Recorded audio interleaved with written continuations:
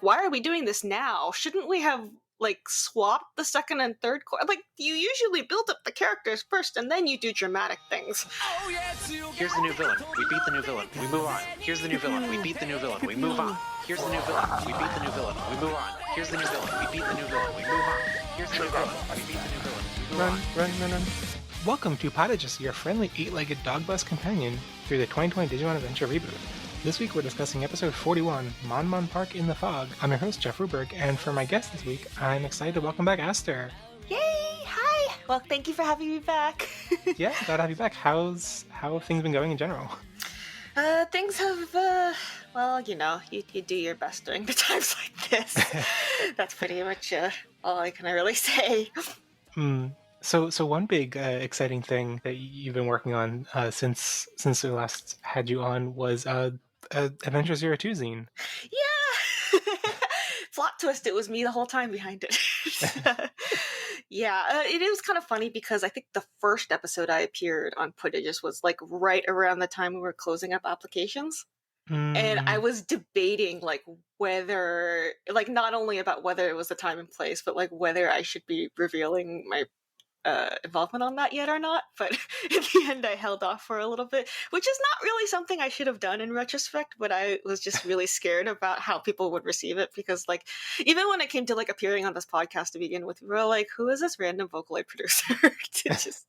I was really afraid of that, but you know, everyone was really nice. So yeah, it actually I don't know if I want to say like started preparing, but it kind of vaguely got off the ground last year in August, which is when, like, you know, it being August, it's like everybody's talking about it, my friends are talking about it, like friends are talking about wanting to do it, and then they look at me and they go like, Asta, you organize Vocaloid albums. You might know how to do something like this. And I'm like, yes, and I've also wanted to do it for a while, but you know, is it okay? Because I'm not really like good at drawing. And then finally I'm just like, okay, you know what, I'll do it. So I burst into like the cover artist's box, Humika. I burst into her box and goes like, Humi, if we did a Zerata, do you want to do the cover and logo? She's like, yes, of course I would. And then the one thing led to another from there. And I didn't know most of the participants beforehand, so I'm kind of like super grateful for her support, because if not for that, I might have been a lot more nervous about it. So you basically like had your heart set on doing a 02 zine at some point for a while? It was more like I've wanted to do a zine for a while because it's a very common kind of project for someone to do, but I didn't want to do a Vocaloid zine because there's already like a ton of like really good ideas for those that a lot of artists in the community have done already. You know, I want to do something that's not getting attention if I'm not doing it. Mm-hmm. And it kind of was just a confluence of events of like, okay, a lot of people are thinking about the series now because of like, you know, the reboot and Kizuna and like all the stuff that's coming back. And we're about to hit the end of the 20th anniversary, so you don't have much time if you still want to hit that. And then, you know, it was just kind of like everything was in the right place at the right time, so I just went ahead and did it. So you started like thinking about things in August, and then started like having applications open for artists in November. Is that right? November or something like that. Yeah. Wow. Yeah, I was surprised looking back at the Twitter timeline, like just how long it had been baking. Well, because like I think a lot of it is like, this is the same for albums too, but you do have to kind of just like sit around and think about how you're going to do it and wait for the right like timeline of events to happen. And this is actually pretty short turnover time for a zine, so anybody listening, I don't recommend you do this. Please spend a little more time. But I think, you know, when it comes to projects like zines, I think a lot of people see it as like recruiting other people to work for you, but in my opinion, the way you should be looking at it is you need to be prepared to do anything your participants need. Like, you need to be the one servicing them. They should not be the one who's like servicing you. I don't want to be like one of those things where like a lot of my artist friends participate on zines and you can tell they're suffering really bad.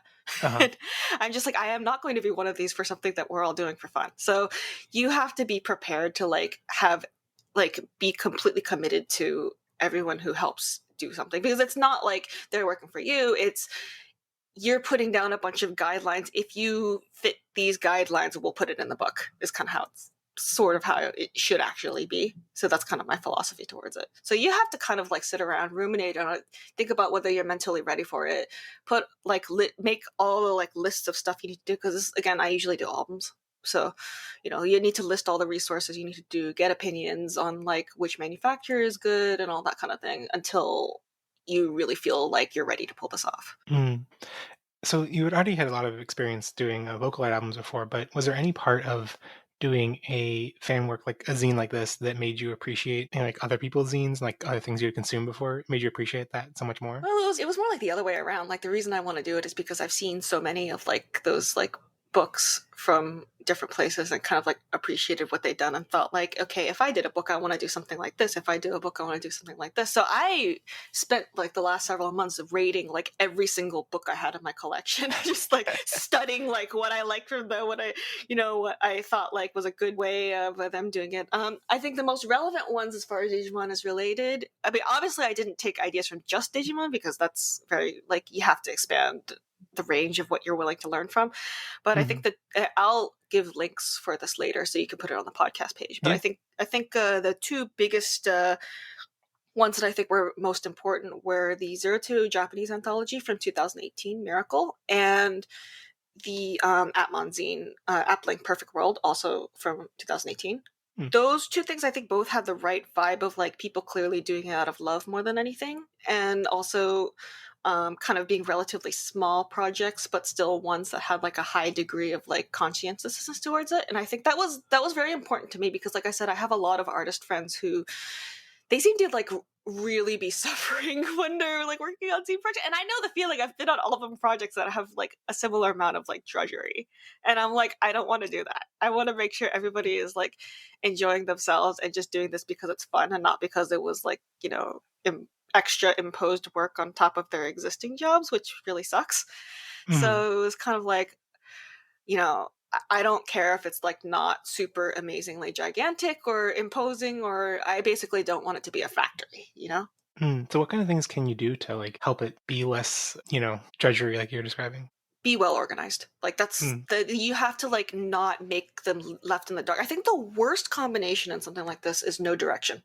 But you try and you don't know what the like requirements are, you don't know when the due date is, and not only that, as for the actual direction of your piece, you don't know what you're supposed to be doing, and you send it in and then they keep rejecting it and you're like, but I don't know what I'm supposed to do, and you keep sending it back and like saying that I did this wrong, but I don't know what I'm supposed to do. And especially because one of the things I was very insistent on, and obviously I'm not throwing like shade on projects that do have more of a strict thing, but like in my personal opinion, I didn't want to force people to draw certain topics. So like 02 is like a 50 episode series, and I could have like enforced stricter, like, okay, we have to have coverage of this entire list of topics, but I didn't really want to do that because I was like, I kind of want people to draw what speaks most to them, really. So it's kind of like, I'm not gonna like enforce super hard that like you have to draw this. And if they have questions, again, the important part is do not leave them in the dark. If they have questions like, what do you think about this? I want feedback. Is this better or this better? I need suggestions for this. You need to have them, but otherwise you don't control them. I think that's kind of the important part, because like, again, like it's not you're doing this for me, it's all you have to do is fit these requirements and I will put this in a book for you. That's kind of how you're supposed to be approaching it. Well, I think letting people choose what excites them, their most passionate thing, like ends up making a pretty interesting spread. Like everyone looks through the digital version, like, oh, it's a nice spread of lots of different topics. And right. I think, that happened naturally, and I was very happy about that. And again, there are some projects you need to enforce stricter structure for like the sake of evenness and stuff. You have to decide what's your happy medium. In this case, I didn't think topic enforcement really helped. So for listeners who haven't been following all the updates, if they missed the chance to pre-order, is there anything they can still do now that pre-orders are closed? Right. There's probably going to be a spare copy sale, which is very normal for scenes like this. Because you have to order to certain quantities, and there's also like, people who drop orders and that kind of stuff.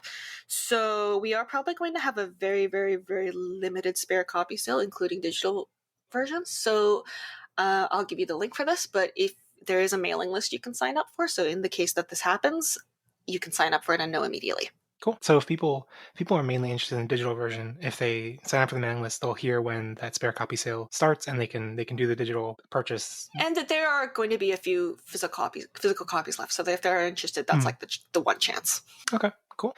Well, thank you for talking all about that. It sounds like a really fun project, and I really liked the digital version. I'm excited to get the physical copy. So Thank you. Please look forward to it. I'm very proud of it.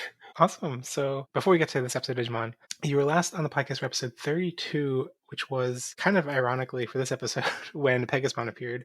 Right. I came when he came, and then now I'm back when he's newing out. Yeah. You're here for his entrance and his exit, but this is probably not his exit, but not permanently anyway. No. Yeah.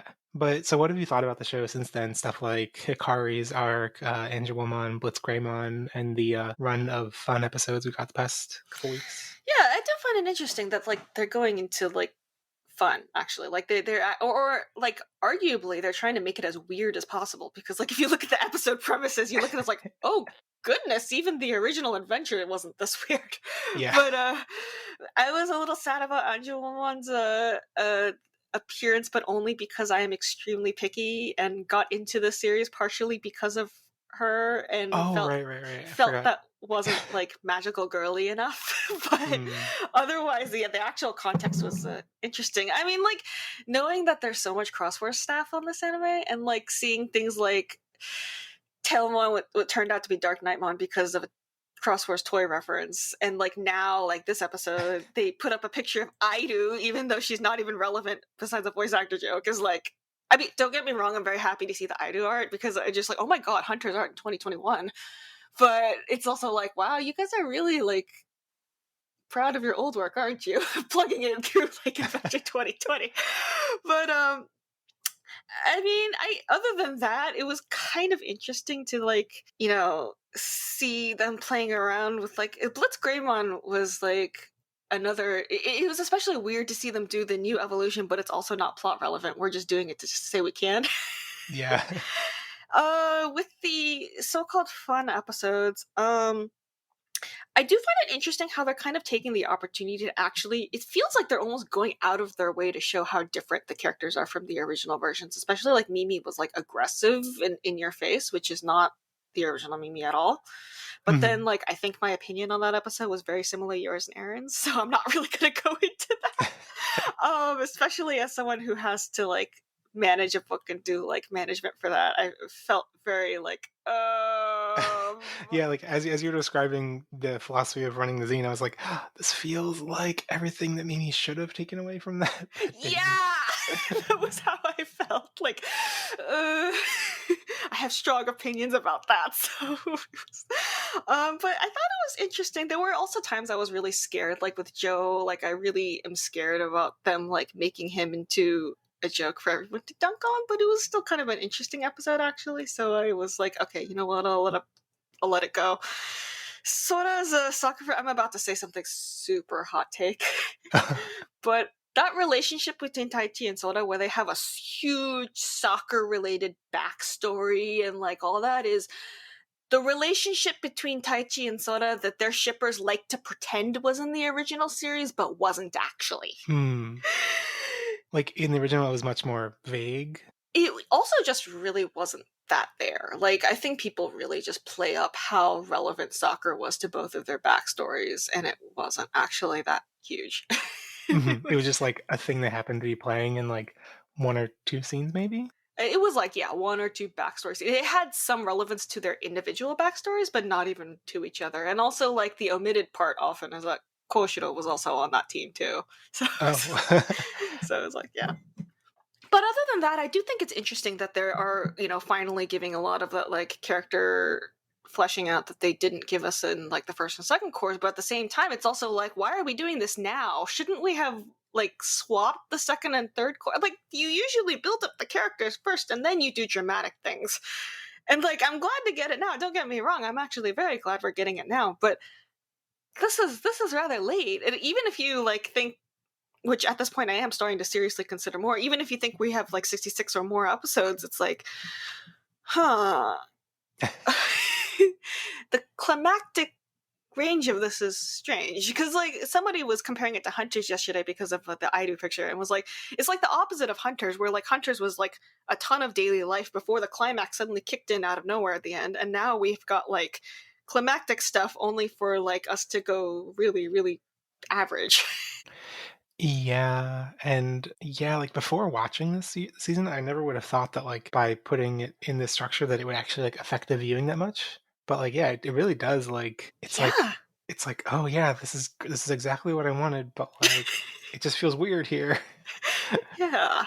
Yeah, because I think you need to put these kind of episodes as the foundation that you build upon with the exciting Right. plot stuff, and instead it's like by doing it backwards, it's like, well, now I'm not really excited for them to get more quote unquote plot heavy or like be dealing with bigger dramatic stakes because I know we saw that already and it wasn't that exciting back then. So like, I don't know, but also maybe it wasn't as exciting because we didn't have the foundation of the Right. the character relationships. Because like now there's something we can build on, but like, how much time do we have left?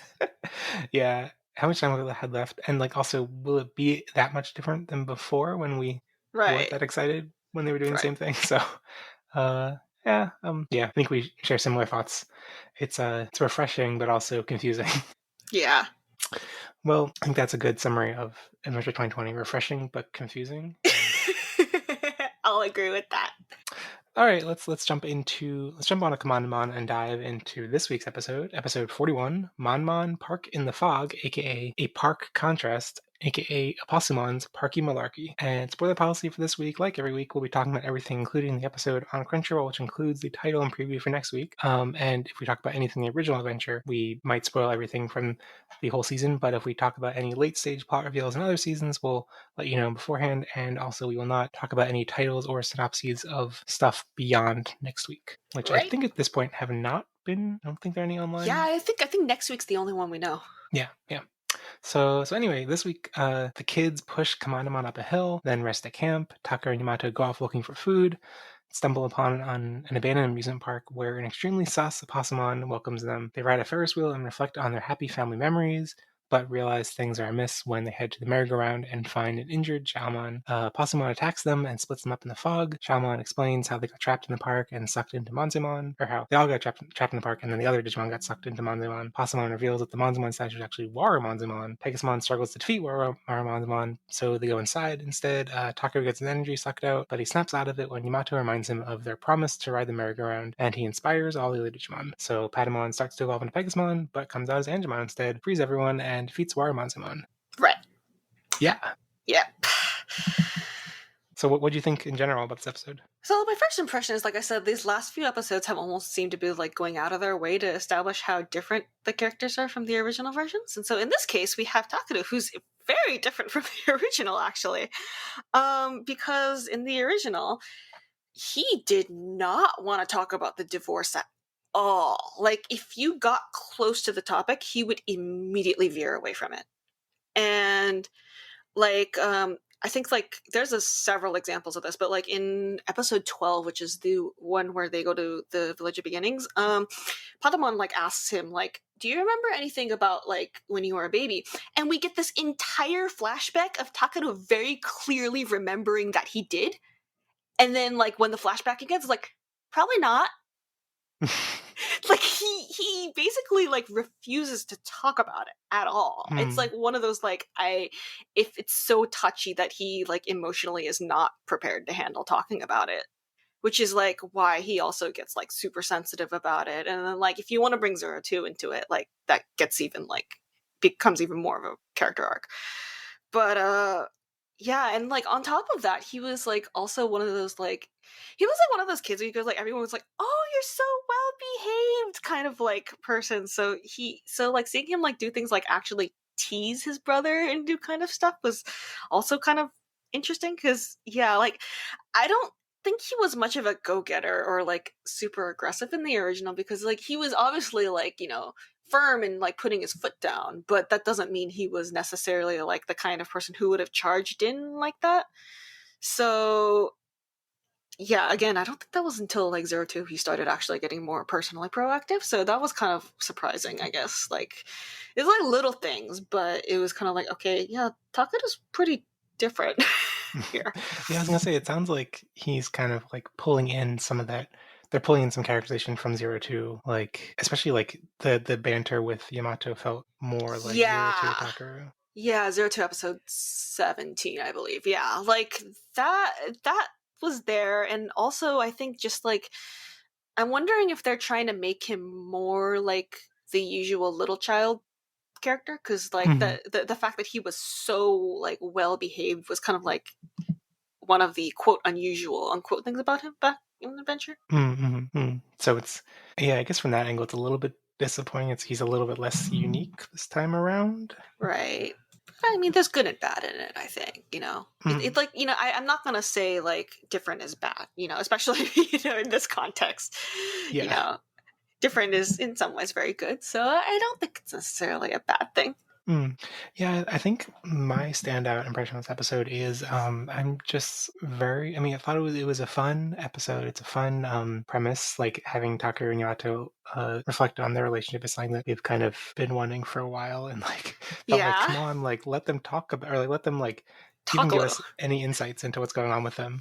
And I thought it was like a fun setting, a fun premise for an episode. And my main takeaway is I'm so impressed by how the show is handling like the concept of hope and how it relates to Takeru. Like I felt similarly impressed in the Pegasus episode that like reframing his idea of hope as like Angemon was locked away for years or whatever, and like Takeru is his hope for like getting freed and redeemed and stuff. Like the thing is, first of all, I'm not overall sure how much they're going to be involving the crest names after this late in the series. We still haven't mentioned it, but I will say I had similar interesting thing back when we first had Koshiro's first focus episode. The definition of knowledge, which in the original adventure was curiosity, which there was that whole episode where like he's stuck in like Vaderman's realm and he like willingly gives up his ability to be curious, and that completely like deteriorates his entire person. Like the point of like Hoshiro's character was that he's like constantly like trying to understand things and trying to learn things. And in that episode, they turned it into something different, which is about like having more faith in like what you know yourself rather than just like relying on external sources of information, which I thought was interesting because one of the things that like generally makes me really scared when it comes to like the crest of knowledge is like people keep pinning it into how much computer knowledge you have. And so I was kind of intrigued by the fact that they had such a different take on it without falling into that like kind of pigeonhole. Yeah, I mean, I get the kind of because there's some characters where they're definitely I guess it's really like Kosher is the main one who like they're not explicitly mentioning crest names, but like everything he's done in dramatic moments has revolved around some concept of knowledge. Yeah. So it's like, but then other characters like Sora, I'm like, was this love related? This just seems like it was courage. So well, I mean, it's supposed to be like affection for others, right? So I guess it's kind of like when you do it on other people's behalf. That's yeah. And one thing I forgot to mention last week, the Sora episode, I was really impressed that like instead of it being about Sora freeing Taichi, like her memory was like the part of Taichi that inspired her in her flashback was not like, oh man, he kicked the ball really good. It was like that he passed to her, and then like that inspired her that he was a good teammate. That's actually from an Adventure episode. That's like one of the few things that called back to Adventure. So, I mean, like, I kind of was like, oh, there's a callback to like the fact that he did that, but also it does work with the episode as well. So that was good. Yeah, but in this episode, the way that that basically like Takeru inspires the Digimon and like gives them hope, and then the hope that he gives them is what powers Patamon to start to evolve into Pegasusmon, but then come out as Angemon instead in that kind of horrifying like transition sequence. But I mean, I there was also that theme of like memory, like the reason why like Takeru gets like mad at like what they're doing is kind of like this is supposed to be a place where you form important memories, and then like they ruined this. So it was kind of like I guess kind of like looking forward, I guess, in terms of like what you should be doing from now on. Yeah. Inspiring the swarm of Digimon to like rise up a little bit reminded me of Hikari in the original version. Yeah, with the Numamon, yeah. But that to me always felt like, I don't know, like creepy holy child worshipping her for no reason. And I liked this execution better. But it does make me like, it's like, oh, so like this. I mean, I guess it makes sense in the structure that shows that like hope and light are like kind of similar, like. Oh yeah, I mean they made a lot of parallels back to it in both Adventure and Zero too. So I mean, I guess that's just kind of like, well, they're both supposed to be like, you know, the holy Digimon and like Right. tied to like all that kind of stuff. So I mean, I guess that's kind of the point, you know, that these two are special. Actually, and if anything, you know, it was kind of Takeru had the kind of like half situation adventure where he was clearly like singled out to be special, but they didn't really follow up on it as much as Hikari. And so like in this case, they are actually leaning on it, I guess. Yeah.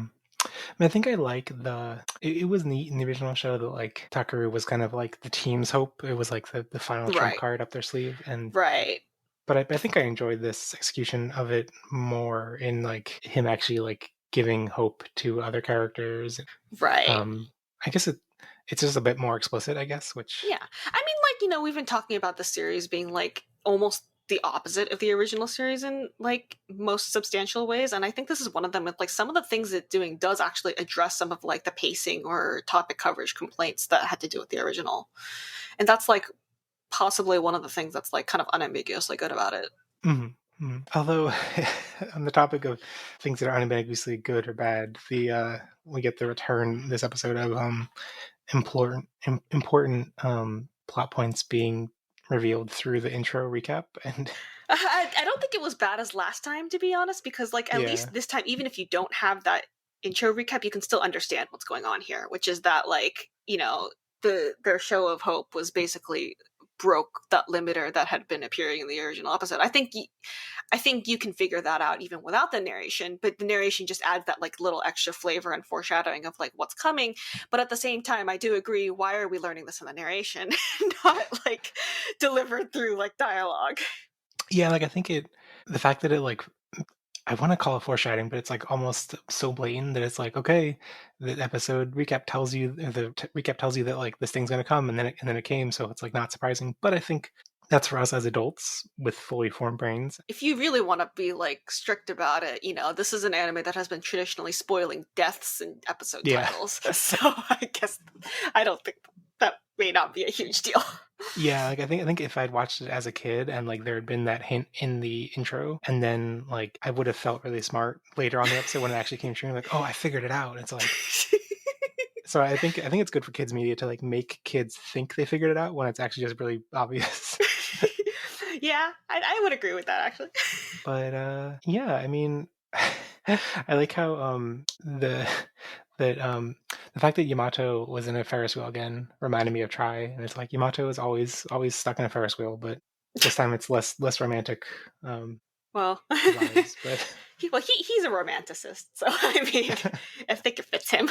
yeah, and it was cute seeing him afraid of the haunted house a little bit, and then having to overcome that fear to find Takeru. Yeah, I mean, like, you know, well, I mean, right now since you know, we are dealing with different characters from the original, so I don't want to project the originals too much for them. But you know, like Yamato was definitely that kind of character who like was like super emotionally like into everything. Like last episode, I commented that part where he starts getting really strong opinions about juice is probably the closest thing to the original version of Yamato that we've gotten from him in this series. Hmm. But he was always like that kind of person who was kind of like super emotionally like caught up in everything. So I think that's not actually that unfitting, but also very funny. What do you think about the line when like they come into the park and a Possumon is like, I'm not a bad Digimon, and it's like, well, if you have to say you're not a bad Digimon, it's pretty. You're very suspicious, and You are. they don't suspect him at all. It vaguely reminded me actually of that like running gag in the first few episodes of the original Adventure. I don't think this was like an intentional reference, but there was like this running gag where they would go like, "Oh, that Digimon's not a bad Digimon." And it turns out it's got a black ear in it. So like it Yeah. starts like try to attack them, and they're like, "What do you mean it's not a bad Digimon?" I think there's one point like they even point out like, "You keep saying that, but look what happens." Yeah, I mean, I think it's different though when it's like when it's a Digimon himself, like, oh, I'm not bad though. It's like, okay, why are you going to that? And I was trying to think like, is this awkward writing, or is this the kids naturally being young and not very smart? Like, And like I think also there was one acquaintance who posted that, especially because like this is supposed to be like partially a Crossroads reference with the Aidu and the Possumon. and they like put a picture of like someone saying, "I'm not a bad Digimon." It's like, are you sure? Because Hunter just told me otherwise. Yeah, I'm trying to think, are there big notable moments where like a Digimon is very villainous in one season and then appears without any villainy in another season? There's been like misleads like Lucemon and Right. like Like Lucimon's like always seems a little bit nice, then it's like, nope, no. I guess like maybe the fact that in Crossroads Belzebon was like comes in a like unambiguous like good context compared to like the morally gray Right. to black he was in Tamers. But that's like, I mean, if you give me time to sit down and think about it, Yeah. I'll probably come up with a ton of It's examples. a big question to think of on the spot. The last point I want to make is why was I'm confused by the anatomy of Monzemon Zipper? Because Monzemon Zipper is on the back, and the first thing they show is that like when they're throwing them in Monzemon when it's still the statue, it's the zipper on the back. But then when they reveal his Warumonzemon still has a zipper on the back apparently, but also has the stitches in the front. Right. And the hole they're throwing in then is the hole in the front. So I'm like, did he flip around? Maybe he has both holes open? Like, Yeah, I mean, I think they wanted to use the most prominent pieces of the design, which is in this case, the normal one doesn't have any opening in the front, but the evil one does have that opening in the front. mm-hmm. But then, like, that somehow involved flipping it over and over to make that clear. Yeah, it's like maybe when he like the statue reveals itself to actually be a Warumonzemon, it's like it flips around like he'd actually turn the other way or something. Yeah. Yeah. But also like, I was trying to look for confirmation whether Warumonzemon has the zipper on the back, and most of the artwork only shows him from the front. Yeah. I mean, I would assume that it's still there, but also because, Warumonzemon's like all like ripped up and torn and all that like it want to focus on that part. Yeah. Especially because there's like an evil thing in the middle of it. Yeah. And I don't even know whether to bring this up because it's not a PG reference, but when they first in the preview showed like the hole opening up, I was like, I got vibes from I don't even remember the character's name, but in Sessuine in Fate Grand Order, his attack does that, and it's oh goodness, very much a sexual reference, and I felt very awkward seeing that on Digimon. Well, I did interestingly, I did actually like check the closest thematic parallel episodes when I was looking for like the amusement park and the Toy Town episodes in Adventure to see if they copied the layout, and they did not actually. As far as I can see, it is actually original layout, so I'll give them props for that. Yeah, the original theme park was like on a waterfront, right? Yeah, it was on a waterfront, and I don't think we ever got like a bird's eye view of it, but I don't think there were any places that corresponded to like roughly speaking to like what we saw in this episode. And also, yeah, I did check the Toy Town episode just for good measure because there was a Mon-Mon and like similar like aesthetic imagery, but no, that also seems to be different. One thing I meant to check and I forgot to do before we recorded was the flashback that the Yamato and Takeru had of like the park in that flashback. If that was maybe supposed to be the layout from the original adventure. I don't think so. Okay. Yeah, I would have to actually like check again, but I don't remember like, yeah. Because I mean, all we saw was like I think a Ferris wheel and a roller coaster. Right, and it has those things, but yeah, and I don't think it's supposed to be Pallet Town either, but I will have to check. Yeah, I think there was. Is there a roller coaster in Pallet Town? No, there isn't actually. Okay, I was thinking maybe it was oh, and I can't remember the name of it. The place they go in Savers. Oh, Yokohama. Yeah, the one in Yokohama. I don't remember the exact name. It was too like, weren't there mountains in the background in the flashback? So I was like, this doesn't look like Yokohama. I mean, like, they like live in very different places in the series. So right. I mean, yeah, I think like like Taichi and Kushiro are pretty close to Yokohama, but at least according to Yamato, is like claiming that Takeru's in Tokyo. I guess. Yeah. He's in Tokyo and Yamato's far away, so maybe it's somewhere close to where Yamato is. Yeah. Well, all right, let's get into some 3-word reviews. All right, so at Joseph Snosif said, "Aw, so good." At CC Takada, no swan boats. Oh, yeah. I forgot that's the important part of the waterfront is the swan boats. Very important. Yeah.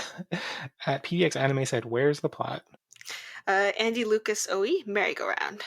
Drew Softman, Opossumon, Brilliant Park. Have you seen Amagi Brilliant Park? I have heard of it. I have not actually seen it personally. Yeah, I never saw it because it was like the rare Kyo Annie show that did not get picked up for streaming as it was airing, I think. So it was like Uh, I kept hearing about people watching it, but I like, yeah. Monojimon 22, typical Disneyland employees. Okay. That's mean. They work hard. Yeah, that's also mean, and I think someone I know would take offense at that. Yeah, most. I feel like I don't think any Disneyland employees have.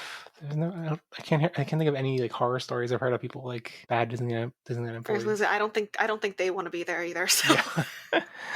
um, at N&M podcast, you'll float too. Apparently, this is a reference to the clown from It, but I didn't know until oh I looked it up. So sorry. well, it was apparently one of Adventure's long list of references. So Oh yeah. Ryudamon 22, bad hug, Watamonzaimon. And finally, Dak and Jackster, Warumonzamon playing possum. Well, Literally. clever. Um, although playing possum implies like is just pretending to be asleep.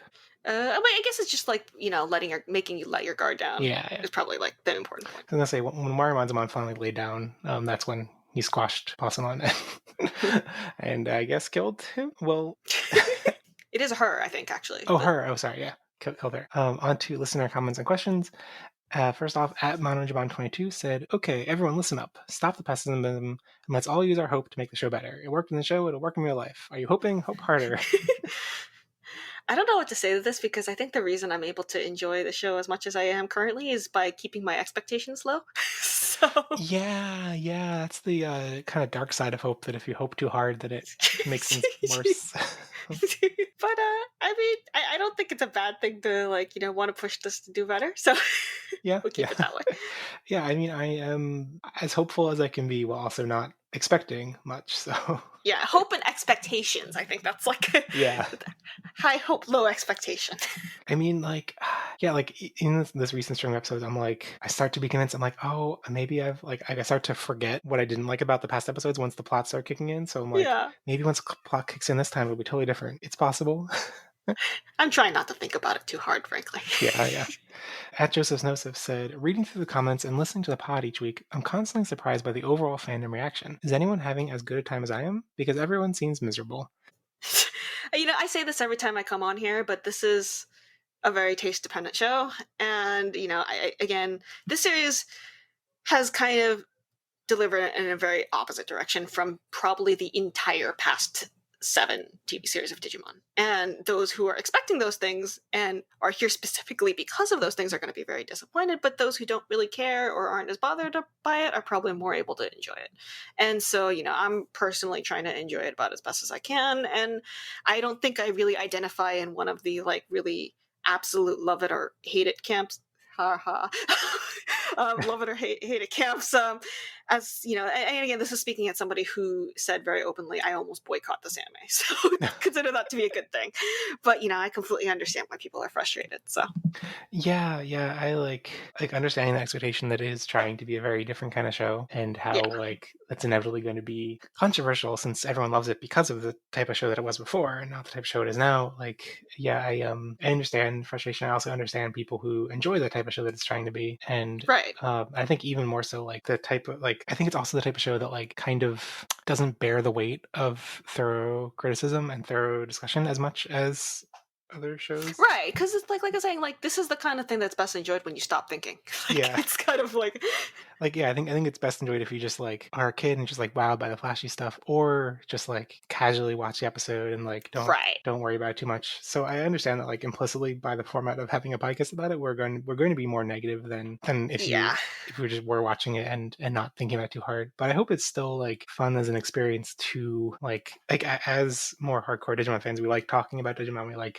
discussing it, and so like hopefully that's still fun even if by the nature of doing that, we're a little bit more critical than. I would like to believe we still haven't, despite being critical, we haven't dragged this into a whole negative fest of, oh, this sucks, oh, I hate this, oh, I'm miserable, oh, I'm insert really terrible killjoy stuff here, Yeah. It's a fine line between being critical and actually being straight up negative. So yeah. Okay, so at PDX Anime said, I don't think I've ever seen a show with an intro monologue that allows said show to not show / explain important plot points, like the Dark Knightmon thing, and now Patamon is ready to be Angemon again because he and Takeru have a powerful bond. Come on, show, not tell.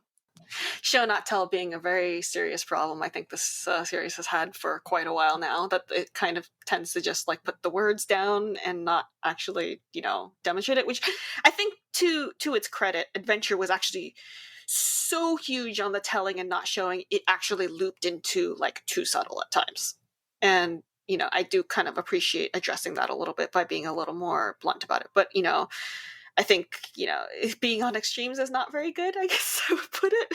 Yeah, I think that's a fair point. Like they maybe leaned too much into avoiding the tell before, and now they're leaning too far into the avoiding the Yeah.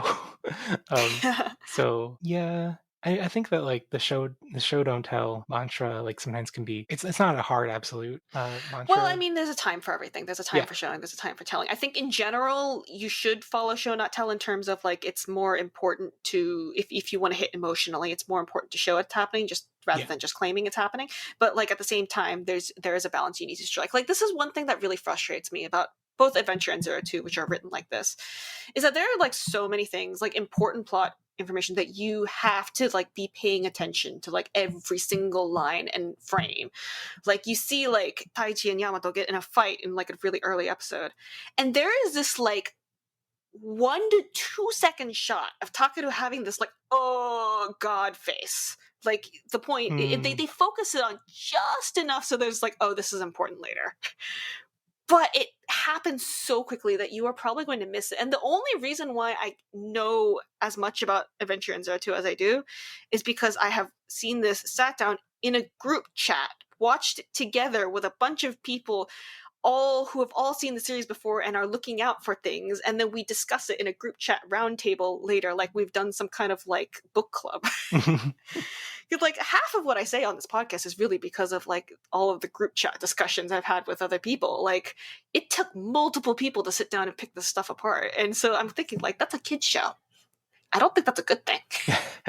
Yeah, it's like, but that's also what gives it the like longevity to keep discussing about it now. So Right, that's a one good thing, is that like when you're an adult you can go back and really appreciate like the nuances, but at the same time it's like it took this much to get it out of it. yeah, so yeah, it'd be nice to have a better balance, but it's at least interesting to see. I'm curious to see what impact this series has on the franchise's trajectory. Like Yeah. I'll be pretty bummed if it's like, oh, this series was like such a resounding success with a specific demographic that now everything is like this. Yeah, I don't know if Toei is used to doing this kind of format though, because like usually most Toei shows like in both anime and tokusatsu are closer to the original Digimon format. Mhm. So, we'll see. Yeah. All right. So next comment from Ryudamon22, and they said Millenniumon is just going to appear while the kids have been developing their focus episodes. Betamon has unlocked the crystal and he's already unleashed, calling it now. I have no idea. Yeah, I hope not, because that would be pretty. If it feels like they were slacking on their duty, that'll be pretty frustrating. But I think like it's just been very hard to tell like how the overall plot has been going, just because we momentarily went into like this whole, I don't want to call it slice of life. That's kind of the wrong way to call it, but you kind of understand what I mean there. Yeah. Like I just don't want it to feel like the characters like, oh, this is a mistake to do this, because I think we've already seen fans be kind of frustrated by the like lackadaisical nature, and it's like it's one thing if that lackadaisical nature is reinforced by the narrative, but if the narrative is like, oh, they made a mistake, it's like people already think that it was a narrative mistake. Don't make it a character mistake too. Right. But hopefully it'll be more interwoven in a way that makes people happy. But oh god, the cat is exploring everything, including blocking the monitor. Okay. At Mananjaman22, is it because I'm older? I'm really disappointed in how they handled the separation of Takeru and Yamato's parents. It felt thrown in as casual as stating a character's hair color. Separation felt much more defining in the original, right? Or is it just nostalgia talking? So this is again like the issue where like Adventure was subtle and almost too subtle sometimes, and whether that's a better or a worse thing, and whether it hits better because it's subtle rather than in your face, is going to be like a big question. And the base circumstances are really different. The original series, by this time we already met the parents in question. We learned a lot about like their own individual lifestyles and how it impacted them as well. And also the original series had mainly the method of delivery was that the two brothers didn't want to talk about it, and you had that sense of like distance because they refused to talk about it.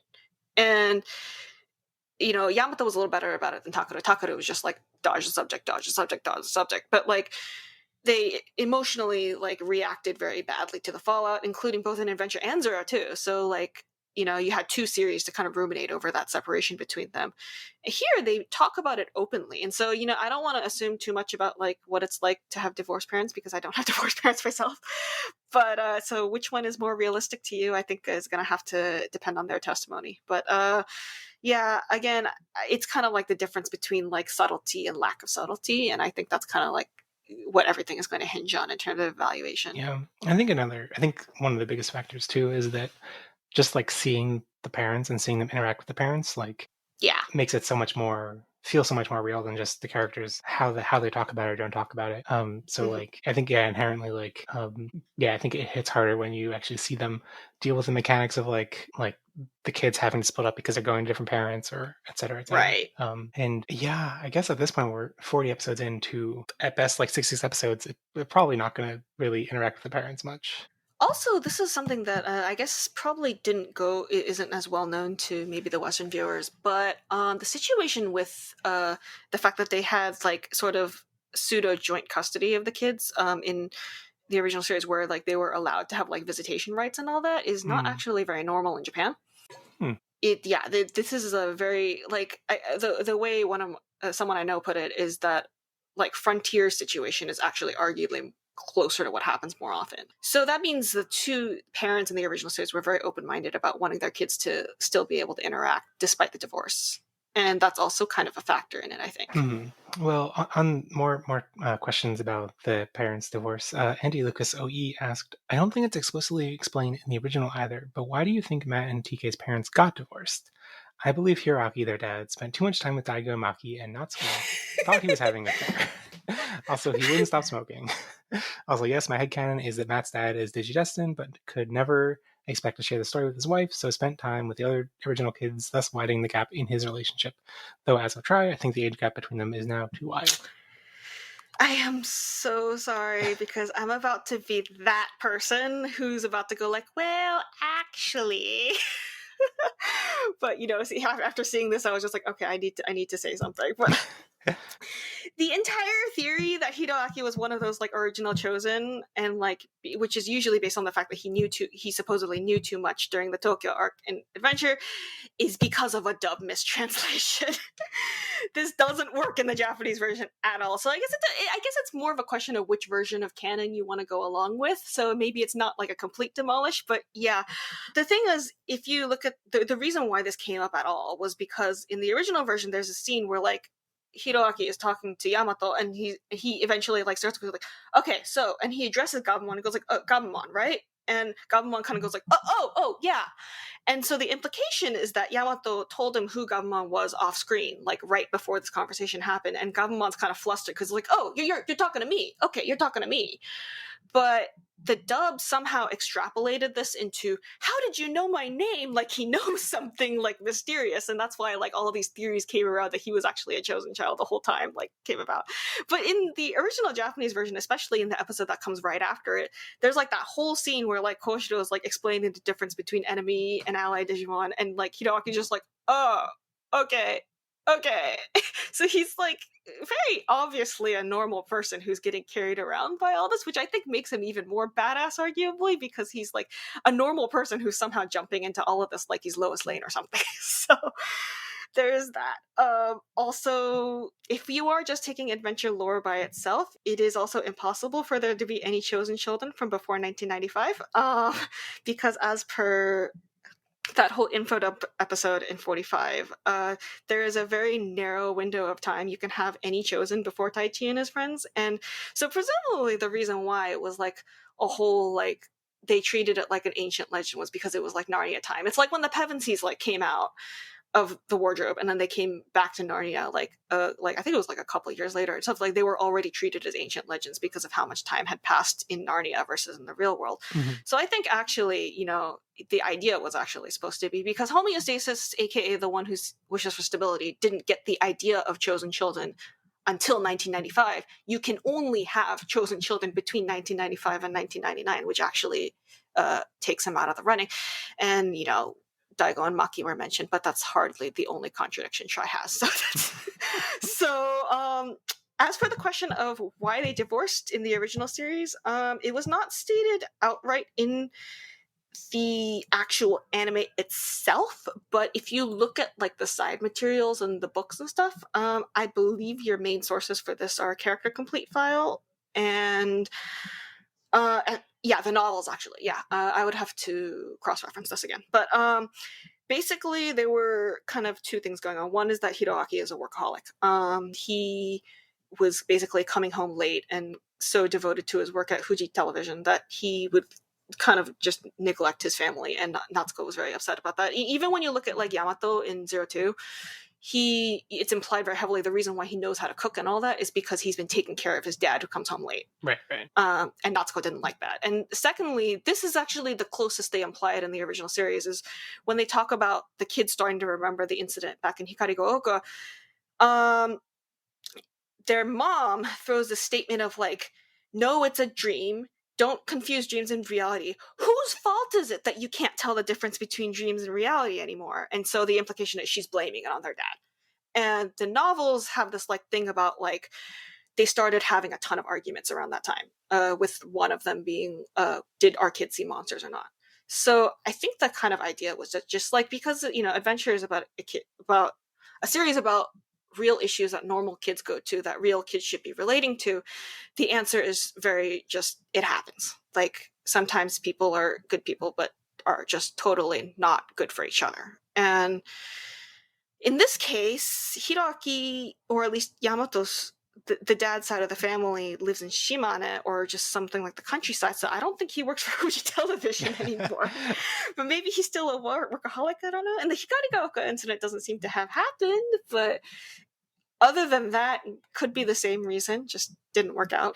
Yeah, like I think it I don't know, like it makes sense from when you're analyzing like media to look at characters and be like what's the like the reason, the core reason why this thing happened, but like you want to do the Parent Trap basically. yeah, but like with real people in real life, like it's never as because there's never like one singular reason.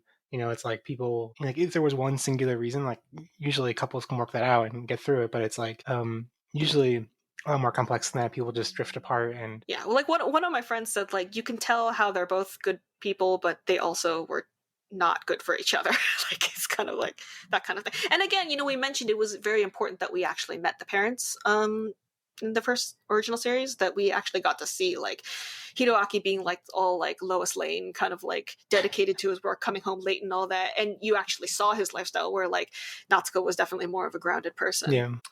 So yeah, I mean, I'm sure everyone can come up with like, crazy speculation and like theories about like what happened and stuff, but I think it's much more mundane. Right. Yeah.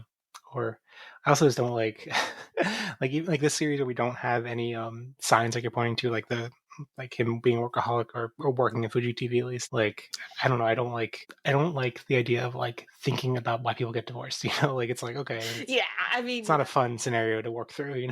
Yeah, especially because, like, again, I don't have divorced parents myself, so I feel like I'm talking for other people. Yeah. Well, okay, next question from @Dak and Jackster. Given how special an event Angemon is treated, how do you think the series will treat Magna Angemon? Will he show up late again, or with already having Pegasmon and TK presumably needing a mega episode down the line, might they even skip over him entirely? This is where I just kind of like stare at the ceiling and go, how many episodes do we have left? Because this is very important. But yeah, it does feel like, if they are going to go quickly, it is going to be kind of redundant, especially because we got an evolution episode in the form of Pegasmon. Yeah. So it's kind of like, okay, we're getting even another like evolution episode, even though we've already got like a whole like backlog of evolution episodes to get through. It is possible they are going to skip right over him, especially because Angemon was already kind of OP to begin with. But yeah, it is especially because we got confirmation earlier that we're not having the usual standbys of Seraphimon or Fanumon, probably. So we're going to be going a different route. So we may not even touch on that direction at all.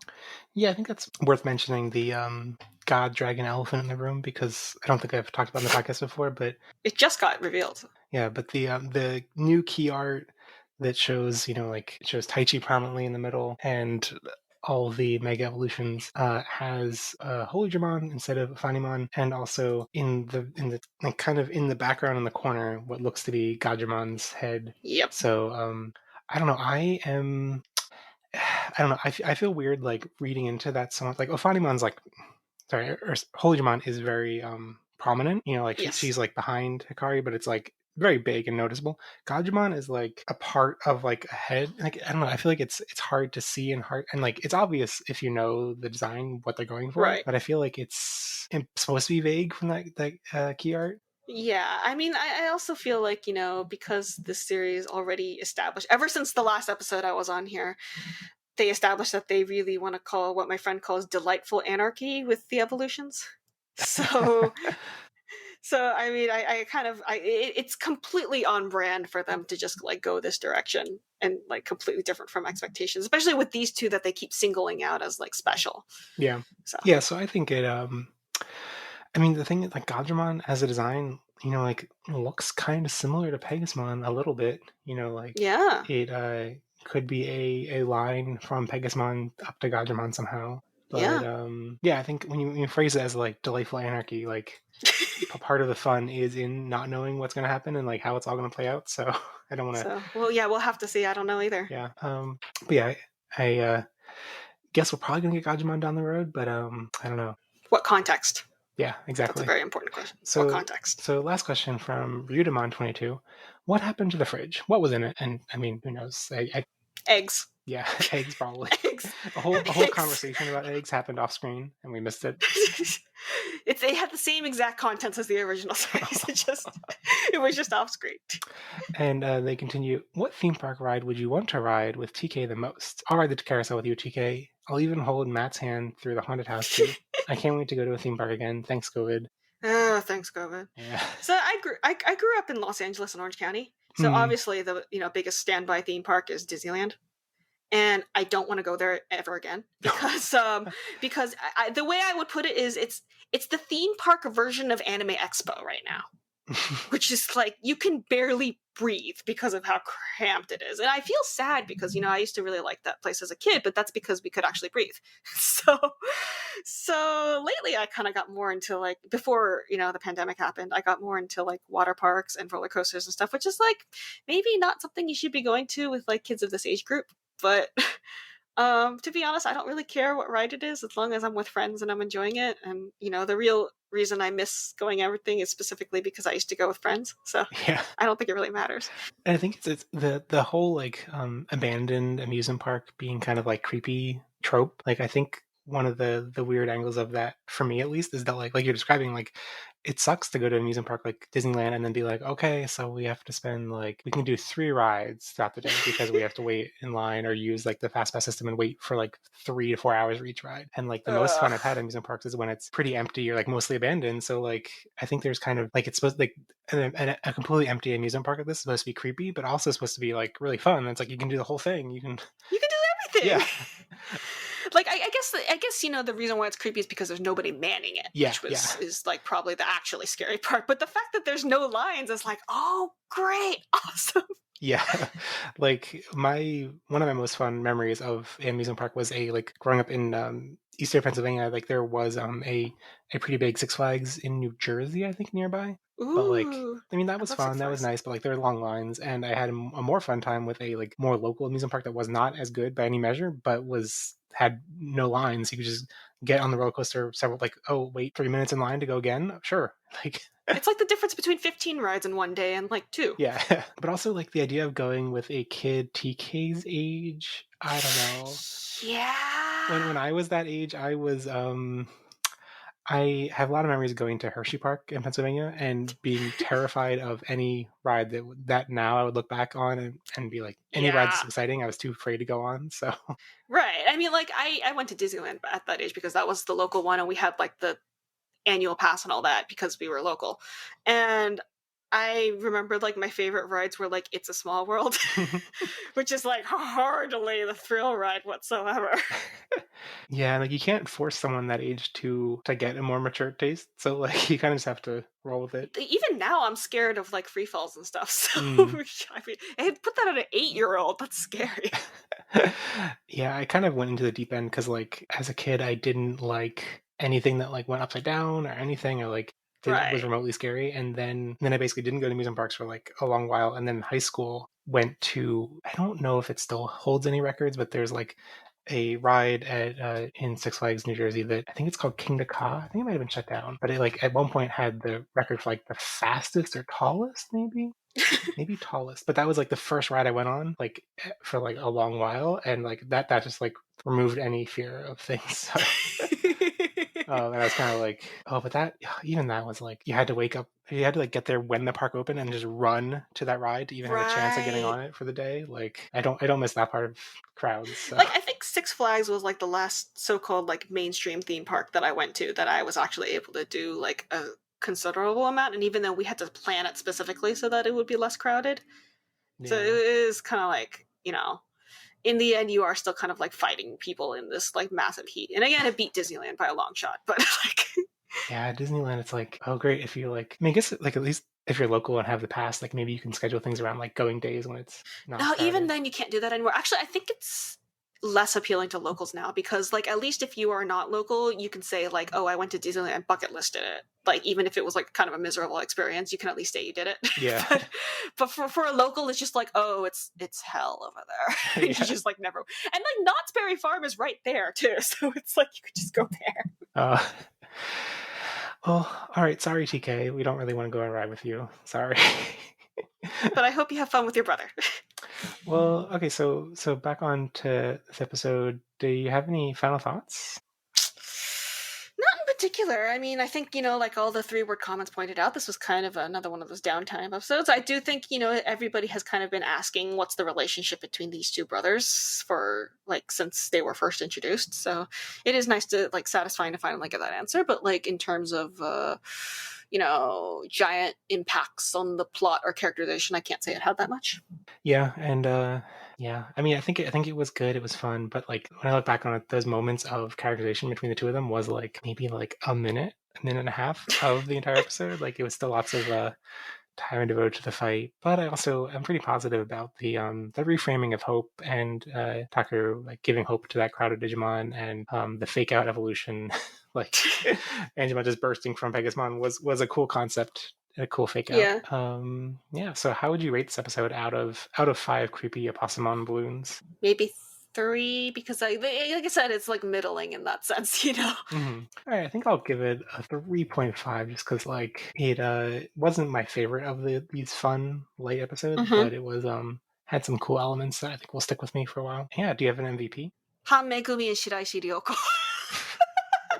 Voice actor, if you're not aware, the voice actors for both Takeru and Opossumon in this episode, and also the voice actors for Aidu and Opossumon in Cross Wars, which the official Twitter made very, very, very apparent. Wait, so which of the two voice actors is Both of them. Both of them. Both of them. They okay. both like hustled really hard. All right, so yeah, my MVP. I think it might be Waramanzamon, because it's neat to finally get the hole in his chest to be plot relevant. Yeah, because that's not usually plot relevant, is it? Yeah.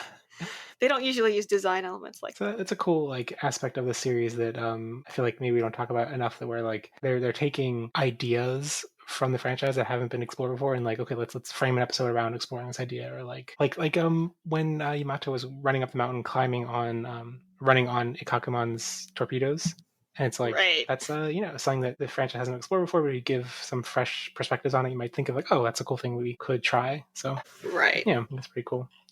So next episode is episode 42, King of Adventures Gerbemon. I don't know how to pronounce. I don't like this romanization. I think it's supposed to be Garbamon, like garbage, but like Bandai doesn't know how to romanize. Right, like yeah, in Japanese it's Gabemon, but I guess they think a long A is an ER, so like you know how Bandai has historically been with like romanizations and stuff, so I'm not gonna, like... So I guess we can spell it Gerbemon but pronounce it Gabemon. Garbamon. Yeah. But yeah, apparently to save the digital world's King of Inventors, Garbamon, from danger, Koshiro's intelligence grows. And I think it's most notable to me about this episode. Well, first of all, it's the idea of Garbamon being the King of Inventors is wild. I don't know how to feel about that. Do they do it in a cave with scraps? Yeah. I mean, the one thing that's kind of like intriguing me is like we're getting all these focus episodes right now, but we're not getting evolutions with them, but we have a backlog of evolutions to get to. It's like, It would be one thing if we didn't have that backlog, but we do. Yeah, part of me wonders, do I even want to throw this idea out there? Like, what if we finish these focus episodes and then they just all get megas in one episode? Like, it's just That's like, possible. here they all are. I mean, I think if you manage to like animation execute that in a cool way, Yeah. it might be okay because they've already established not everyone's getting stock footage. So Yeah. I mean, you could do it, but I don't know. A lot of people would be very upset at that. So, but I mean, that would definitely be very efficient. I'll put it that way. Yeah, and like you're saying, execution's the most important thing that matters. But yeah, the fact that this is a Koshiro focus episode also reframes my disappointment in what I thought was Koshiro's focus episode last time, but was the premiere of Blitzgreymon. So I'm like, oh wait, I guess they were actually, that wasn't supposed to be a Koshiro focus episode. Makes me more forgiving of the Blitzgreymon reveal, I guess. Yeah. I mean, Koshiro and Taichi's relationship is kind of interesting because it's one of the very first concrete differences we got in this series. Where in the original series they knew each other before, and that shaped a lot of their interactions because they were one of the few people who actually knew each other before the series started.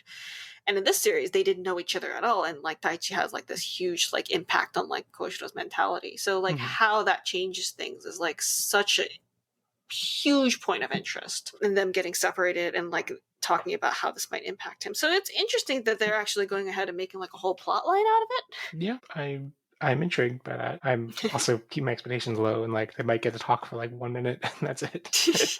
Well, yeah, but I mean, if I just want to center my expectations over like what this last block of focus episodes has been, I'm expecting like maybe something around that area. Yeah. So of the new characters, we're gonna get Garemon, Raremon, Choromon. Wait, sorry, is it Cromon or Chodomon, I think. Choro? Yeah, okay. Cromon? I don't know. I misspelled, I think. Wait, let me Wikimon. Yeah, I think it's Choro. Wikimon, like, come help me. Like it's almost like a variant spelling of Koro. Chodomon. It is Choro. Yeah, so we have Garbamon, Raremon, Choromon. Do we think any of them will talk? Probably Garbamon, right? Well, yeah, I mean, like, the thing is, this actually, like, back when I was last on here, the answer to these will they talk questions was almost always no. But now it's actually a toss-up. Yeah, now there's, like, at least one new talking character per episode. Huh. Yeah, the mom characters are actually talking now. Garvamon, I think definitely because he's our focus episode. Raremon, I'm not sure because even in Adventure, Raremon was like not the kind to really talk much because it was just like a bunch of like gross slime kind of portrayal.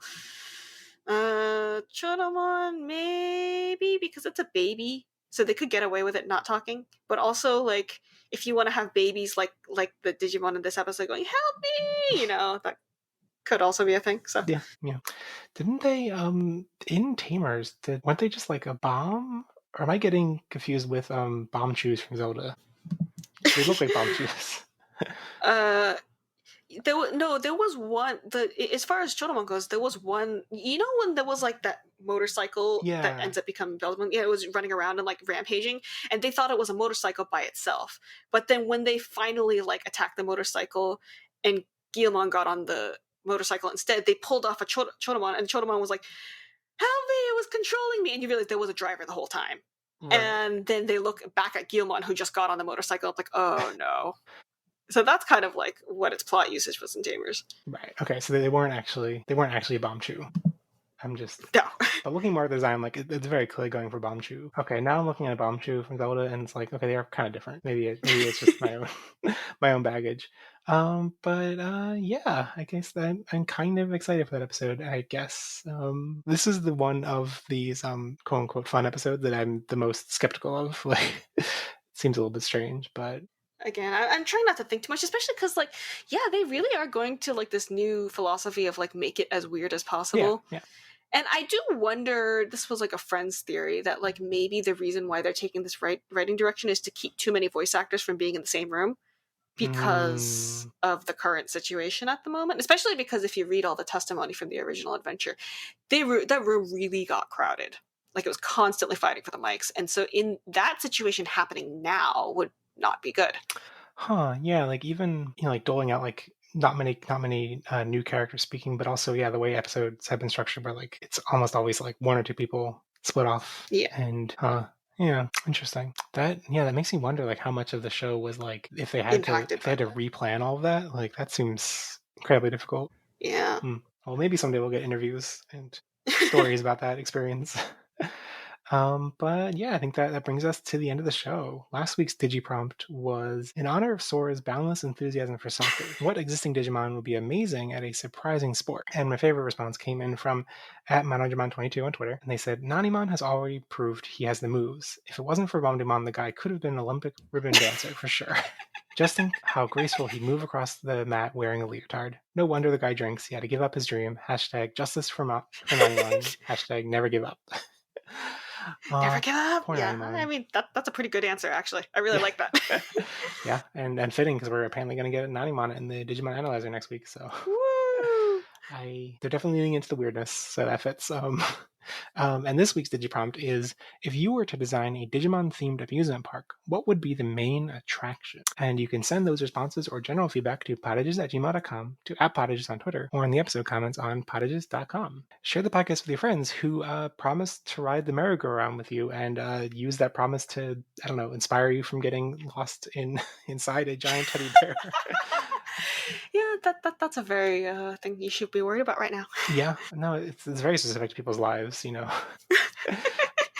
And yeah, it would be awesome if you leave a review on Apple Podcasts. It only takes a minute, and each review helps a ton. If this is your first episode, don't forget to subscribe on YouTube, Spotify, or wherever else you find podcasts. So, Aster, thank you so much for coming on. Thank you for having me on again. And if people want to find you in the digital world, where can they check you out? At AtlasGL on Twitter, as always. Awesome. So I am at JefflingJeff on Twitter, and you can also check out my general anime podcast, Love It a Wee Bit, where this past week I had episodes on So Much Spider So What and X Arm, which the moment I saw you posting that, I was just like, oh, I feel for you. That could, or actually, I wasn't sure whether to feel for you or not, because I was like, either that's going to be the most like ridiculous experience or you had the most fun with it. So I can't tell. Yeah, it was a mix of both, because it is fun, but it also like just makes me sad to see something that like clearly is a complete mess of a production, and I'm like, oh man, I start to think about like what it would be like to work on that production and be like, oh no, what are we doing? Like, why are we doing this? Why are these decisions, like these initial decisions, screw up the whole thing so much, but we still have to make a show? So, but if you can look past that, it's a fun thing to enjoy the misery of how bad it is, I guess. Yeah, and this coming week we have episodes about Skeet Leading Stars and Kimono Jihan, so check that out if you're interested. And thank you everyone for listening. I'll be back next week to talk about episode 42, Kingdom Adventures Gerbemon. Bye! Bye! And remember, never stop the Digimon.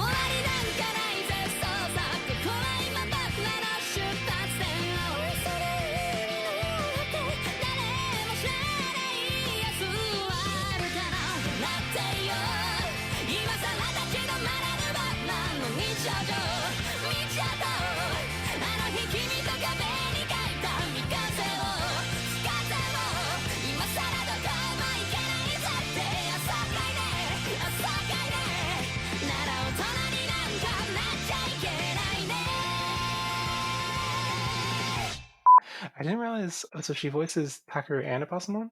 No, she voiced Aidu in Aidu in yeah. So there's a story behind that, which is that when they got to like that crossover episode in Cross Wars,